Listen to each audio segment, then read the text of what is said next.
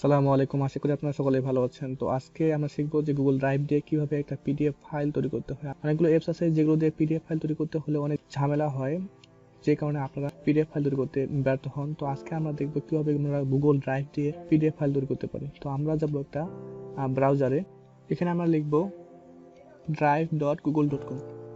লেখার পরে তারা একটু সময় নেবে, আমাদের এরকম একটা ইন্টারফেস নিয়ে আসবে। আসার পর আমরা এখানে যে নিউ আছে, এই নিউ থেকে একটা ফাইল খুলে নেব। তো নিউতে ক্লিক করলাম, ক্লিক করার পরে গুগল ডক্সে কিছু ইনফরমেশন আমি দেব। তো এখানে আমরা আমাদের কিছু প্রয়োজন ডেসক্রিপশন দেব। আমি ডেসক্রিপশন এখানে দিচ্ছি।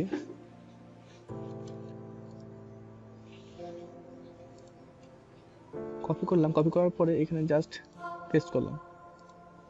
পেস্ট করার পরে এখানে যদি আমরা একটা ছবি বা পিকচার অ্যাড করতে চাই, তাহলে এই যে দেখতে পাচ্ছি ইনসার্ট ইমেজ, এই ইনসার্ট ইমেজে ক্লিক করলাম। ক্লিক করার পরে আপলোড ফ্রম কম্পিউটার, এই আপলোড ফ্রম কম্পিউটার থেকে একটা ছবি এখান থেকে নিয়ে আসলাম। আসার পরে এখানে আমরা যদি একটা পিডিএফ ফাইল নিতে চাই, তাহলে এই যে ফাইল অপশনে দেখতে পাচ্ছি, এই ফাইল অপশনে ক্লিক করলাম। ক্লিক করার পরে ডাউনলোড অপশনে আসার পর এখানে দেখতে পাচ্ছি যে পিডিএফ ডকুমেন্ট পিডিএফ।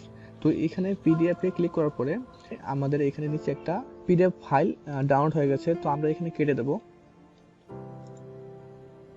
কেটে দেওয়ার পর আমরা যাবো দিস পিসি, এখান থেকে আমার ডকুমেন্ট থেকে আমার ডাউনলোড আপনারা পাবেন ডাউনলোডে, আমি আমার ডকুমেন্টে আমি এটা পাচ্ছি। তো এখান থেকে দেখতে পাচ্ছেন যে এই যে পিডিএফ ফাইল, এই পিডিএফ ফাইলটা আমি ওপেন করি। তো এই পিডিএফ ফাইলটা ওপেন করলেই দেখতে পাচ্ছি আমার যে ইনফরমেশনটা আমি দিয়েছিলাম, সেই ইনফরমেশনটা আমার এখানে শো করতেছে। তো এইভাবে কিন্তু আপনারা যে কোনো একটা পিডিএফ ফাইল তৈরি করতে পারেন। তো ধন্যবাদ ভিডিওটি দেখার জন্য।